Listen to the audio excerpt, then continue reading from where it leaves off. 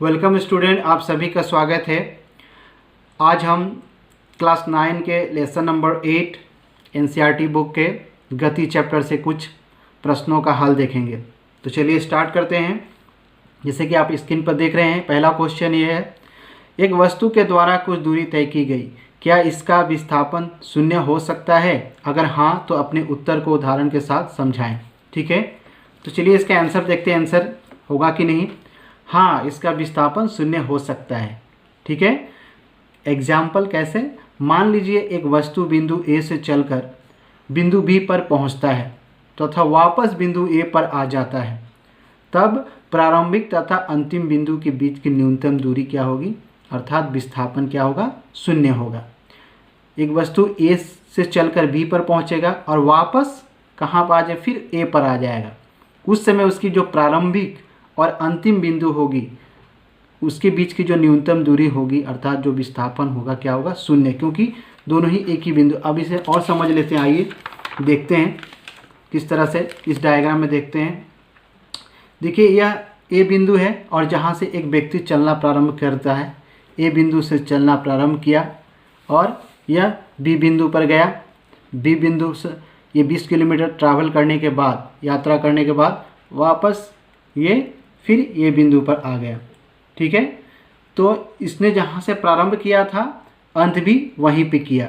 अब दोनों ही बिंदु क्या होगी? एक बिंदु हो गई। बिंदु ए ही इसकी प्रारंभिक और अंतिम बिंदु है, तो इसके बीच की जो दूरी मापा जाएगा तो प्रारंभिक और अंतिम तो क्या होगा? शून्य होगा, क्योंकि दोनों ही बिंदु एक ही पोजीशन पर है।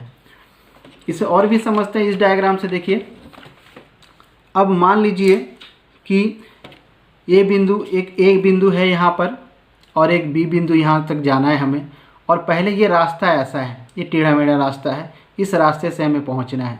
ठीक है, तो इस तरह से अगर एक व्यक्ति प्रारंभ करेगा यहाँ से चलना, इस तरह से चलते टेढ़े मेढ़े रास्ते से चलता हुआ ये बी बिंदु पर पहुँचता है। ठीक है, ये बी बिंदु पर पहुँचेगा। अब अगर हम इसकी न्यूनतम दूरी निकालेंगे, इसने प्रारंभिक स्थिति इसकी यह है, अंतिम स्थिति यह है, इस दोनों स्थिति की जब न्यूनतम दूरी हम निकालेंगे, सबसे शॉर्टेस्ट डिस्टेंस, मिनिमम डिस्टेंस, एकदम कम से कम दूरी निकालेंगे तो वह एक सीधी रेखा बनेगा। तो जब एक सीधी रेखा खींचते हैं तो यही न्यूनतम दूरी हमें मिलेगा।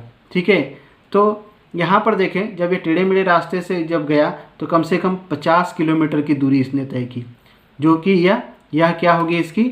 यह एक वास्तविक पथ जो वस्तु द्वारा चला गया, इसने ये वास्तविक चला, इसने वास्तविकता में यह चला, तो यह इसकी दूरी हुई। लेकिन इसका जो विस्थापन हुआ, जो डिस्प्लेसमेंट हुआ, वह ए से बी तक ही हुआ। इतना ही दूरी यहाँ से यहाँ तक ही पहुँचा उसने। जब स्ट्रेट लाइन से न्यूनतम दूरी निकाला गया तो यह इसका विस्थापन, और विस्थापन कितना मिला? 10 किलोमीटर।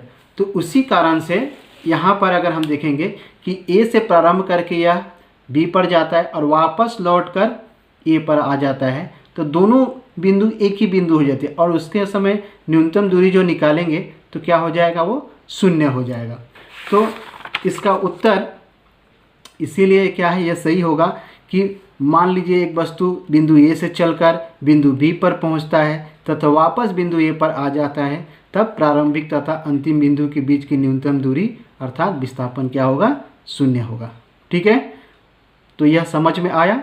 चलिए अब हमारा नेक्स्ट क्वेश्चन है, एक किसान 10 मीटर की भुजा वाले एक वर्गाकार खेत की सीमा पर 40 सेकंड में चक्कर लगाता है।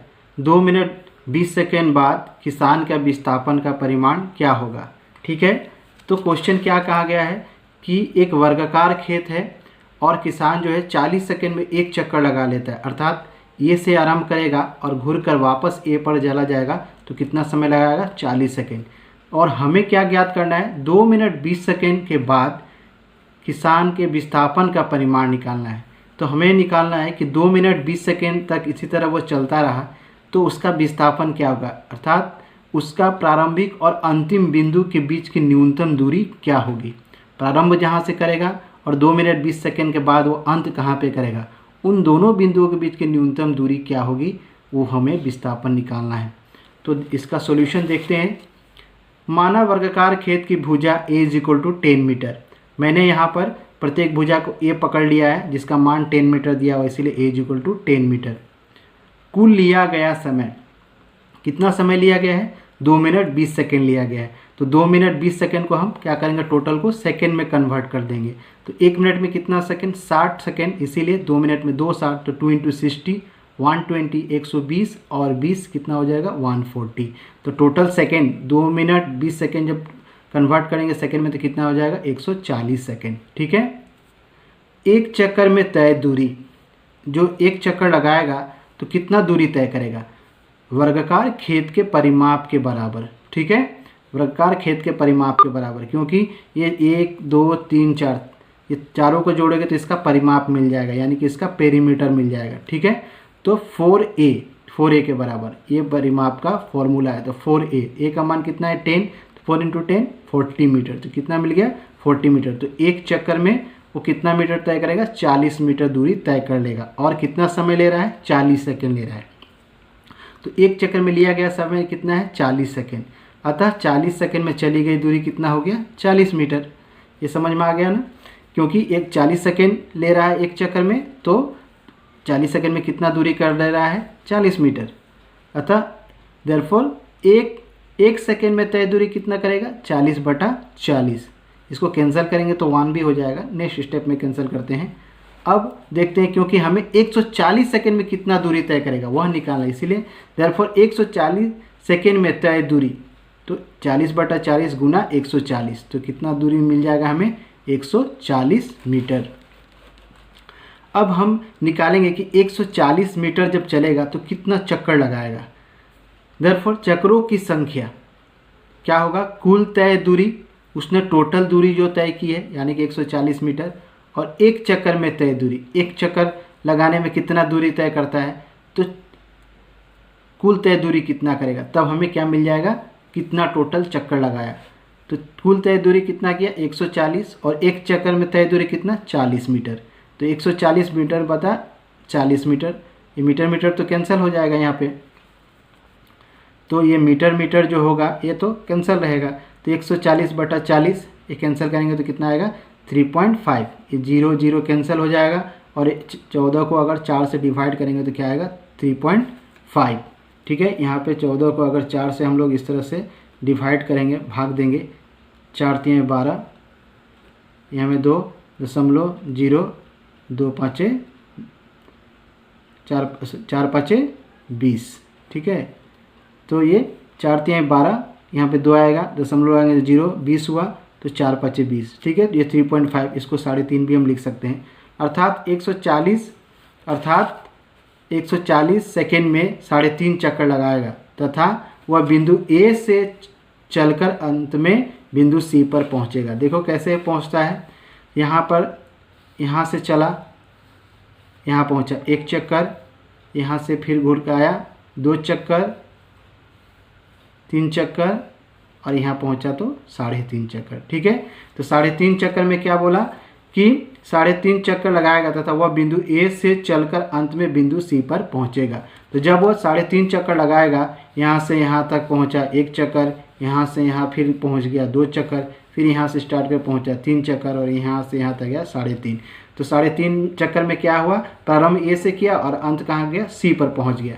अब हम यह ए प्रारंभिक और इस अंतिम बिंदु की न्यूनतम दूरी निकालेंगे। तो एक स्ट्रेट लाइन खींचेंगे तो यही न्यूनतम दूरी होगा। तो ये दूरी का मान कितना होगा हम निकालेंगे अभी। तो कैसे निकालेंगे इसे? देयरफॉर समकोण ट्रायंगल ABC से, तो ABC ट्रायंगल ले लेंगे, तो इसका मान निकालेंगे पाइथागोरस थ्योरम लगाकर। AC² = AB² + BC²। अब AB और BC का मान कितना दिया हुआ है? AB का मान 10, BC का मान भी 10, इसका मान पुट कर देंगे यहाँ पर, तो ये 10²। अब ये हो जाएगा AC, ये जो स्क्वायर है ये अंडर रूट में आ जाएगा, और ये 10² 100, ये भी 10² 100, ये कितना होगा? 200। इसको क्या लिख सकते? 10√2 मीटर। अतः विस्थापन AC = 10√2 मीटर। ठीक है, तो अब हम इसको यह ट्रायंगल का भी लेकर देख सकते हैं।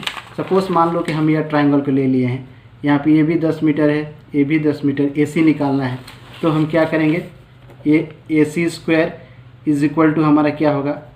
AD² + DC स्क्वायर, तो ये 10 square plus 10 square is equal to 100 plus 100 is equal to क्या हो जाएगा 200। तो AC स्क्वायर, यहाँ से भी AC स्क्वायर, इस ट्राइंगल से भी AC स्क्वायर निकल सकता है, तो AC इज इक्वल टू √200। इसी को हम लोग क्या लिख सकते हैं 2 इंटू 100 भी लिख सकते हैं, या ऐसे 2 इंटू 10 स्क्वायर। तो 10 स्क्वायर होगा तो ये 10 बाहर निकल जाएगा, ठीक है, 10 बाहर निकल जाएगा तो ये 10√2, ठीक है। तो यही हमारा विस्थापन होगा, ठीक है। तो यही हमारा विस्थापन, अतः विस्थापन AC इज इक्वल टू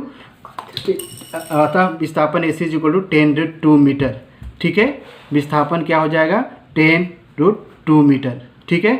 आशा करता हूँ कि आप लोगों को समझ में आया होगा, और अगर नहीं समझ में आए तो आप लोग कमेंट करके पूछ सकते हैं, ठीक है। तो ये इस क्वेश्चन को आप एक बार ध्यान से देख लो।